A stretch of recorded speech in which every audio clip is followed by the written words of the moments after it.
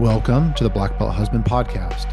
I'm your host, Quentin Hafner, licensed therapist, thought leading expert for men, and the creator of the Black Belt Husband system.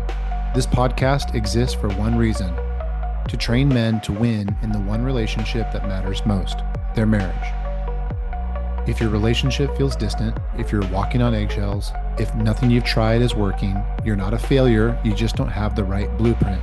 Inside this podcast, you'll learn the mindsets, tools, and frameworks to lead your home with strength, create peace in your marriage, and win back your wife's admiration and desire. Black Belt Husband is the step-by-step path to reclaim your power and transform your relationship. Let's get started.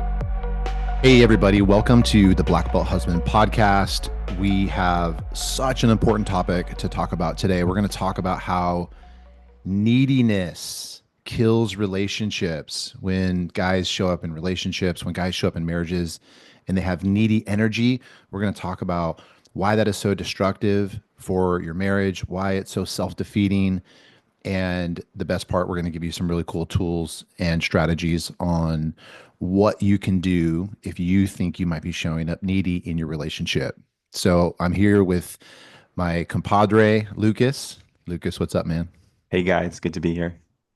All right, dude. So neediness in relationships.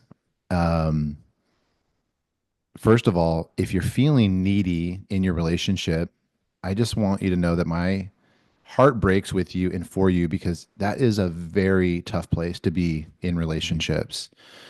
It's kind of like this really deep desire to want connection, to want something more from your spouse. And it feels kind of like you're chasing a ghost, like you can't get this thing that you're trying to grab onto. And it creates a lot of anxiety. So we're going to talk about neediness today, but I want you to know, if you're listening to this and you feel some of that in your relationship, um, you know, this is a no judgment conversation, and we have a lot of empathy for you, but we want to also be able to help you. And so in order for us to help you and give you some tools and strategies, we have to kind of address it for the problem that it is. Does that make Yeah, sense? Yeah. yeah, absolutely. I think that's a conversation we're having pretty much almost on the daily with a lot of the guys we work with, and even looking at our own lives, being able to make that shift out of, being needy and bringing those needs to our wife and learning how to meet them really as a powerful leader. Yeah, exactly. And when, it's that we're going to connect some dots too to the Black Belt Husband framework, where inside the Black Belt Husband system, the framework that we've created, it's this 5-part framework. For, some of you guys have gone through it. For anyone that hasn't gone through it, it's a 5-part framework teaching husbands how to really just turn their relationships around. Mm. And the first part of the framework is becoming a leader who sets the tone and the temperature for the relationship. And when we are showing up in the relationship with some of that needy energy, it's definitely not leadership energy. It's an energy that causes your wife, instead of her having a natural attraction and wanting her to be close to you, it becomes this kind of repellent where she runs away from you. And this is where neediness, it's really sad to watch it in a relationship, because when people are needy, what they're really desiring is that connection. They're desiring that deep connection, but the way that they go about trying to achieve the connection actually becomes the thing that kills the connection. So it almost is like they end up drinking their own poison. And that's the saddest part to watch, because the desire for more connection is totally good, but the behavior that gets employed in order to get that connection becomes the Achilles heel. Absolutely. And that's really what we want to help guys with. And if you want to go deeper, definitely reach out after you listen to the episode to learn more about the Black Belt Husband process. But we just have a huge heart because we really understand what it means to be a guy and to be stuck in our own needy feelings. And we want to be able to give you the tools and the process to walk you through that. And we're going to start breaking that down here in a second. So, Quentin, What would you say after doing this for almost 2 decades? What's one of the number one reasons why guys show up needy in their marriage? Mm, yeah. Well, okay, there's a couple reasons. But first of all, let's start with the most important understanding of this whole thing is Mhm. that needy energy comes from anxiety. Okay. And when guys and specifically, it's like, well, what kind of anxiety is this? Well, very specifically, it's an abandonment or rejection anxiety. So when I feel like I'm getting pushed away, when I feel like I'm not important, when I feel like someone doesn't want to be close to me, that creates this anxiousness inside my nervous system. And out of that kind of anxious state, I pursue or chase my wife. Okay. Mm, okay. Because what I'm really trying to do is I'm trying to kill the anxiety that has bubbled up inside my nervous system. And in my logical brain says the best way to kill the anxiety is to get close to her. So if I'm close to her, the anxiety is going to go away. But what happens is because I'm in that needy energy and I'm feeling all that anxiety, it doesn't actually cause our spouses to want to be close to us. It causes them to want to run away from us, which just triggers more of that anxiety. It's almost like a compounding effect. And Yeah. so it triggers more anxiety, then it triggers more neediness, and then it makes her Mhm. run away even further. And then the further she runs away, the more anxious I get and the more needy I get. And so that is the number one root cause of neediness in a relationship. It's really an attachment issue, and it speaks to someone who is anxiously attached. So Mm, so the very first part of wanting to like fix this for guys is we got to address this anxious attachment. We have to, and the very first part of addressing the anxious attachment is just having really great self-awareness, acknowledging it. It's like, oh crap, shit, this exists. This is a thing that I'm dealing with. And so, well, what's the opposite of being anxiously attached? Well, the technical term we like to use is securely attached. And so, if we're securely attached and we're not anxious and we're not pursuing and chasing her, we're not needy with all that icky energy, then we become somebody who is very attractive. We become that kind of like steady oak that's deeply rooted in the earth. We're present and we have a desire for closeness, but we don't need it. We're kind of like, hey, I'm okay either way. You can give it to me or you can not give it to me. Whatever you decide to do, I'm going to be okay. So, just to kind of answer your question very directly, that's the number one reason of where neediness comes from. It's an anxious attachment problem. And and so what also happens too is that when that anxiety is kicking in and people feel that anxious attachment, then our mind kind of plays tricks on us. Okay. And so then then all these stories start popping off in our head. And one of the stories that start popping off inside of our head is, things like, I'm entitled to this.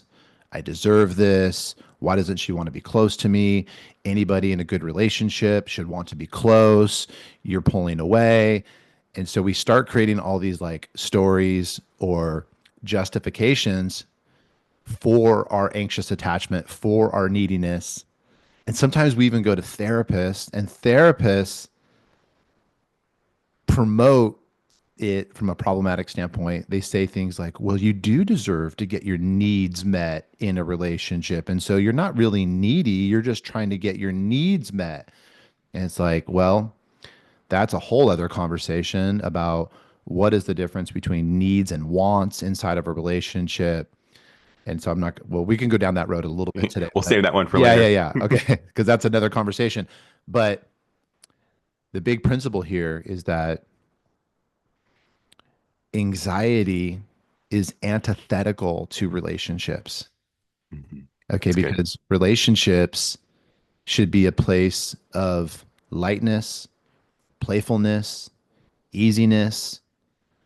And if we have all this anxiety and we're looking for our spouse to be our emotional caregiver, it kills desire and it kills attraction inside of a relationship. So we have to address this. And really, what you're doing, you're leading in the opposite direction that you want to. Is that fair to say?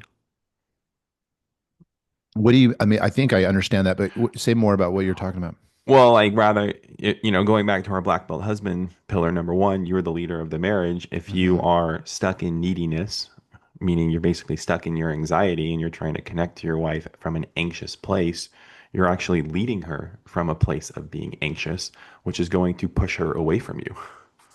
Exactly. Exactly. And, being the leader, it's like you cannot really lead if you are in a needy state of mind. Exactly. And there isn't a woman out there listening to this, or if this is your spouse not listening to this, I want you to know this. There isn't a person, and there's not a woman out there that's like, man, I just wish my husband was a little bit more needy. No, because neediness, what ends up happening if guys are needy in a relationship is that it creates this very off-putting and icky feeling inside women because it forces women to be in this almost like mothering role with a baby. And I always Yeah. I always tell guys that are in black belt husband, like, nobody wants to have sex with a baby. hmm yeah. And no wife wants to be your mother. Exactly. Right. And and so that's why if we're showing up with some of that needy energy, instead of our wives seeing us as this like really strong pillar that is dependable, reliable, trustworthy, like someone that they can really count on, the wife looks at the needy husband as the opposite of all those things. You're not reliable. You're not dependable. I Mhm. can't count on you. I have to take care of you. When deep down she wants to be taken care of. Yes. And Be- that's sometimes the switch that we have to make as guys. And what we do in the black belt husband process is helping guys understand that your wife's job is not to meet your needs. exactly. It's your job to meet your needs. It's your job. And Quentin, can you comment just a little bit on why psychologically it's our job to meet our wife's needs and why when it comes to female psychology, it's really important that we understand that men and women are unequal in that sense when it comes to meeting needs. Yeah, and this is a very, unpopular opinion with modern, psychology or just modern culture because, modern culture says we're all equal, Mhm. but the truth is we're not all equal. Men and women are distinctly different on so many ways, physically, you know, but also relationally and also kind of what we need in a relationship. So, relationships thrive best when men adopt a leadership position. And from that leadership position, they can create a lot of emotional safety for their wives. Okay. And that's something that we're always teaching inside Black Belt is about how guys can create that emotional safety. So, emotional safety, remember we were talking about anxiety a little bit earlier. So, creating a lot of emotional safety inside your relationship is synonymous with creating a relationship that doesn't have anxiety. Okay. And it's a relationship that is anxiety free. So when the relationship is anxiety free, we can relax. And when men adopt a leadership position inside of a relationship and they can create an environment where women can relax, we are going to get the best version of our wives. Mm, That's when our wives become non-judgmental, not critical. There isn't a power struggle in relationships, and this is where this whole leadership concept, when guys understand what we mean by leadership, they get it because they're like, oh, it doesn't really mean that I'm the boss. It means that it's my responsibility to create this emotional safety. And when I create this emotional safety, my wife shows up in the relationship and she gives me more and more than I could ever imagine. So in some sense, it's very self-serving to Sure. to take on that responsibility because you'll end up getting everything that you want. And when we're in a needy state of mind, it's the opposite of being the leader because what we're basically doing is we're abdicating our leadership responsibility and we're putting it into our wives and we're saying, "You take care of me. You take care of me." And there's nothing faster that's going to get her to be more put off in the relationship than feeling like she has to take care of your emotional needs. Exactly. And then it continues the cycle. You don't feel taken care of. She's not feeling taken care of. But in reality, it's the guy's job to go first. That's one of our E- sayings in Black Belt. Exactly. And also realizing that when we go first, we are the big winners actually in the end. Mhm. And that's where that's I love helping guys understand that because a lot of times it feels a little bit more like, oh, I don't want to go first. What about her? This is like the classic. Doesn't she have a lot of stuff to work on? It's like, yeah, of course. Don't worry about that. Because when you set the tone and the temperature in all the right ways, she just naturally shows up in the relationship and the relationship just starts to flow. Okay. And when a relationship, so this makes me think about like when guys are needy inside of a relationship, it's typically when like we get a lot of guys that come into our world where their relationship feels like really on the rocks. And maybe your wife is kind of detached, maybe she's pulled away, maybe she's initiated a divorce or maybe she's talked about divorce, but there's something going on inside your relationship where your wife is kind of detaching and she's kind of like pulling away. Now that can be in an extreme way, but it can also be in more of a benign way. Okay. But we get a lot of guys where that's happening more in an extreme way where they're like, hey, my wife said that she doesn't want to be married to me anymore. What can I do? And whenever a wife starts to pull away, it triggers that anxious attachment. It triggers the anxiety like, oh shit, my wife is pulling away. And in our logical brains, our brains tell us, okay, do everything within your power to help her to not pull away. Call her more, talk to her more, plead with her not to pull away, show her that she's wrong for pulling away, try to convince her that she's a bad person for pulling away, beg her not to pull away. And that's when the neediness kind of energy is starting to kick in because we're scared and we're frightened that we're going to lose somebody really important.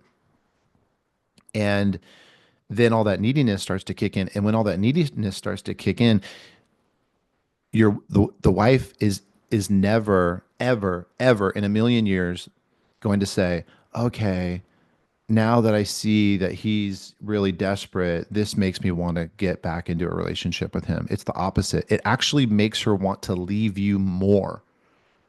Mm. This is so counterintuitive for guys because it doesn't make logical sense. And this is another really important point that relationships are not logical. They're totally emotional. So we have to understand what's happening at like a very important emotional level because it doesn't make rational sense. What makes rational sense is that if somebody pulls away, you would want to chase them to get them to not pull away. But in the game of relationships, the more you do that, the more she's actually going to go away. And that's why we got to really stamp out all of that needy energy. So when you recognize that you're in that needy energy, just to kind of recap here, it's really a sign that there's some anxious attachment going on, and it's your job to work on that. So, for the guys that are listening to this and things are resonating, what's the turnaround? You're in those moments, you're feeling really needy, you're feeling really depleted, the anxiety's building, you want to do what's logical, like you were just sharing, what do you tell that guy? Yeah. How does he go turn it around? Yeah. Yeah. Well, the very first part And often the hardest part is just admitting it and owning it and saying, okay, this is a problem. I'm showing up needy. I'm going to believe Quentin and I'm going to try to not show up needy. Okay, so a lot of times that's the first and hardest part because a lot of guys get very defensive when you explain to them that they're showing up needy in a relationship. It feels very shameful. Mhm. It feels kind of embarrassing. Like, I'm not needy, and it's like, dude, you're so needy that you're pushing her away. And so the very first step is just like the ownership of it. Okay, so we got to acknowledge that this is a thing. So if we get past step number one, then it's like, well, there's some great things that we can do about it. So we have to learn how to self-regulate. Okay, so basically, self-regulation is kind of just a fancy term to say that when all of this anxiety is bubbling up in my body and it's telling me to call her, text her, write her a letter, show her that she's wrong, criticize her, because it's all coming from this anxiety. Self regulation says, I can feel my body wanting to do all those things, but I'm going to regulate my emotion and I'm just going to be still. Mhm.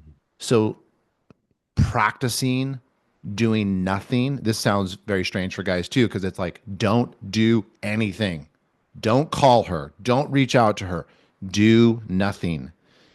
And that can be a very difficult thing to do because remember, we're flooded with anxiety. Okay.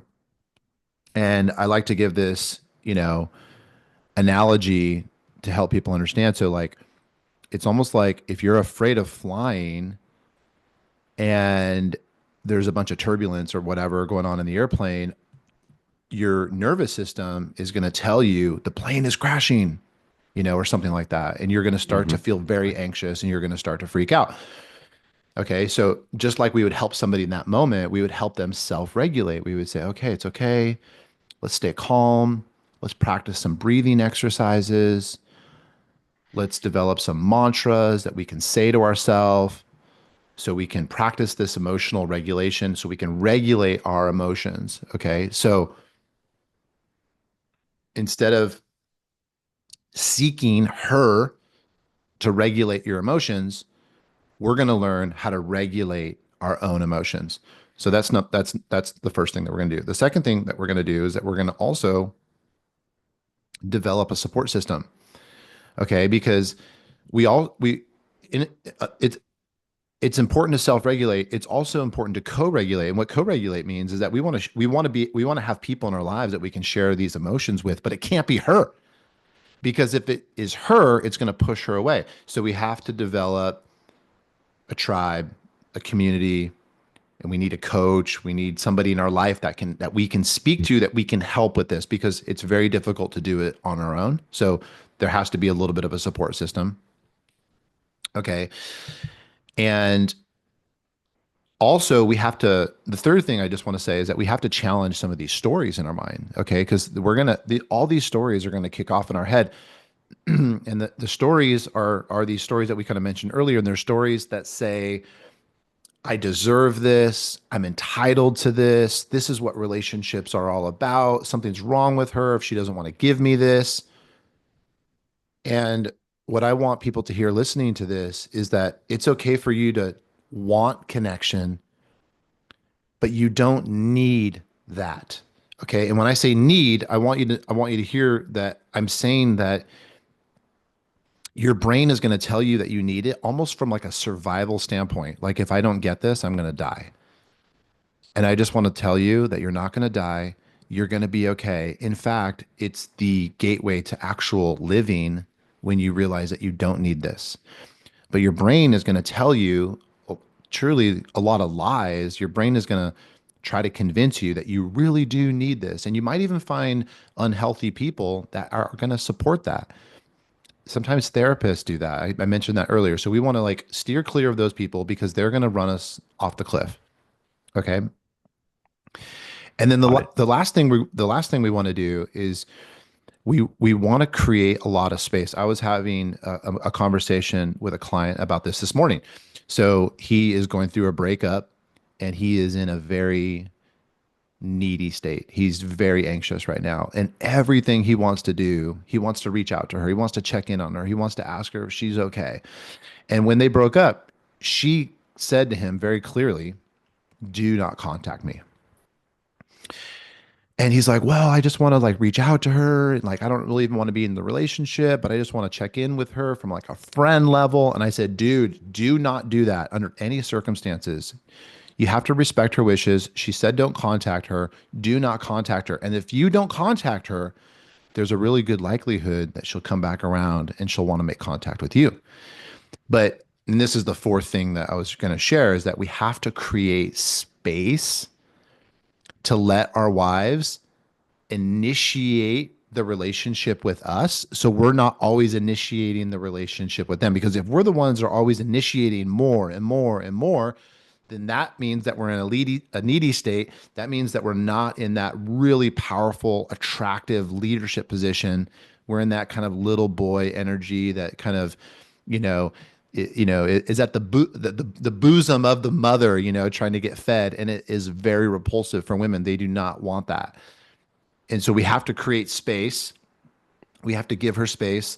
It's kind of like that old cheesy cliche, like you got to like let the bird fly and you got to let the bird come back. Mhm. Okay. And if you try to hold on to the bird, it's like the relationship's dead. And really in that space, you start to have the bandwidth to focus on yourself. And what can happen in the relationship when your wife starts to see you focusing on yourself? Have you seen that be instrumental in beginning to shift things? Yeah. I mean, that's our whole program, is getting guys to focus on themselves because, um, you know, getting out of the headspace of what happens when a relationship isn't doing well. The natural tendency, what guys do, is they focus on trying to fix the relationship when they need to just focus on fixing themselves. Hmm. Okay. And that is a huge shift. It's actually pillar number 4 inside Black Belt Husband. So we have 5 pillars. So pillar number 4 is getting out of that frame of mind of needing to solve the relationship problems. Like, how can I get my wife closer to me, or what can we do to be better off, or whatever you think is broken in your, how can we get her, how can we have more sex, right? Whatever you think is the relationship problem is actually just a symptom of the problem that exists inside of us as men.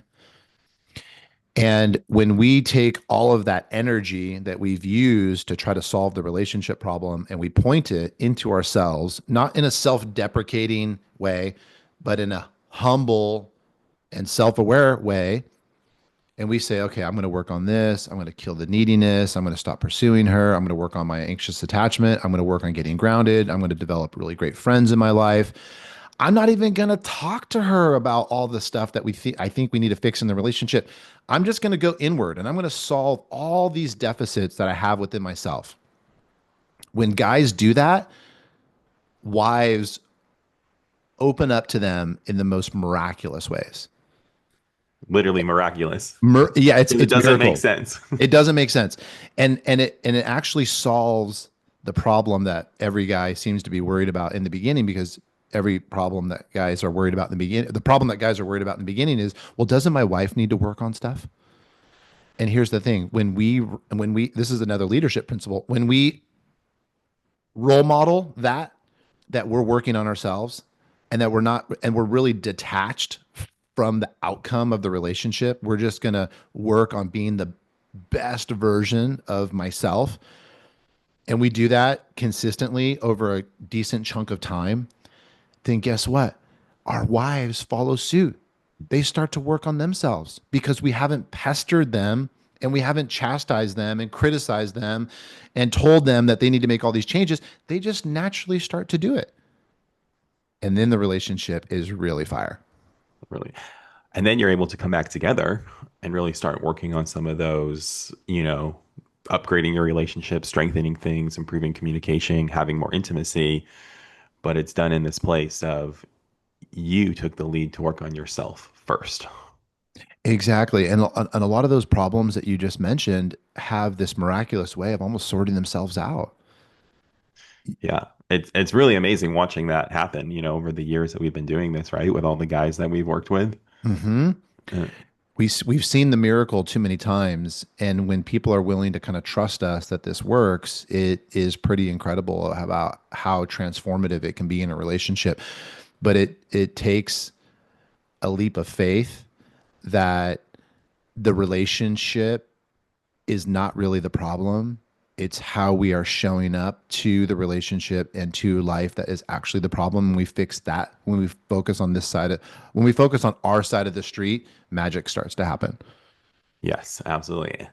And I think it's really empowering for men to feel like they can take control of their lives and they have the power to change themselves when previously they were feeling stuck and in that neediness, because neediness basically tells you that you don't have the power to change anything and you need someone else to do it for you. So when we can flip that narrative, it's going to open up a lot of space.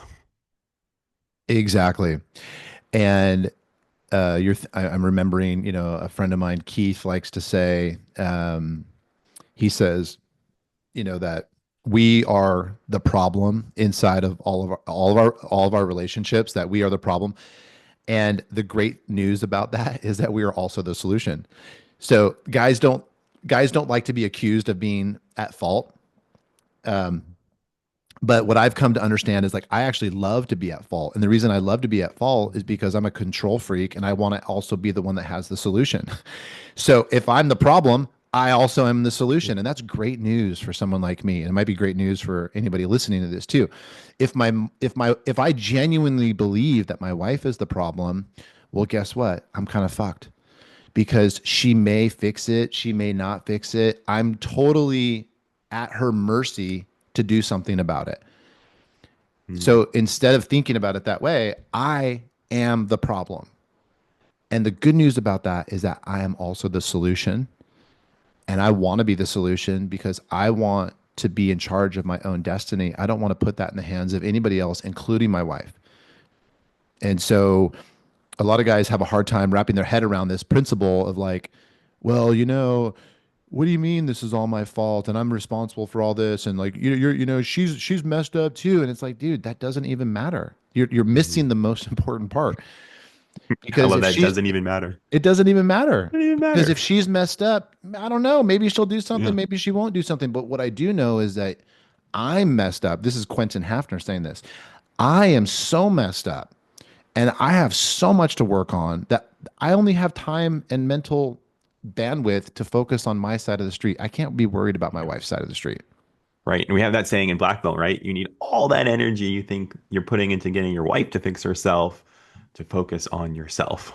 'Cause It's the most empowering system to help men solve relationship problems because we it's all we put the problems and the solutions on our plate, and that Mhm. is the best news in the world. That is good news. Okay, so for the guy that's listening, they're willing to make the mindset shift. They're willing to look at themselves as the problem and the solution, and they want more, they want to take the next steps. What do we have for them? Okay, the lowest hanging fruit is that if you haven't read Black Belt Husband, grab that book. Okay, it's a great book. It's on Amazon. It's on Audible also. If you're looking for something a little bit more, inside the show notes, I'll put a link to the Amazon book in the show notes. Also, inside the show notes, I'll put a link where you can connect with a Black Belt Husband coach. The thing that I've learned is that nobody taught me this stuff growing up. I didn't grow up in a family where I didn't understand, what being a leader inside a relationship meant. I didn't understand what anxious attachment was. And, there's so many things that we as men that we really need to learn when it comes to leadership and specifically self-leadership in order for us to be successful. We might need some help. Okay. So if your relationship is struggling, don't do it on your own. Reach out to us, fill out the application. If we could be helpful, great. If we don't think we can be helpful, we'll point you in the right direction. Okay. So if you're listening to this and your relationship is in turmoil, connect with us and we'll see if we can help you. Amazing. Awesome. All right, Lucas, great chat. Till next time. All right. Thanks, guys. Cheers. Thanks for tuning in to the Black Belt Husband podcast. If today's episode gave you a new insight or a challenge to raise your standard, do me a favor, subscribe, leave a review, and share it with another man who's ready to lead stronger at home. Your marriage doesn't change by accident. It changes because you show up leading different. Keep going, and I'll see you inside the next episode.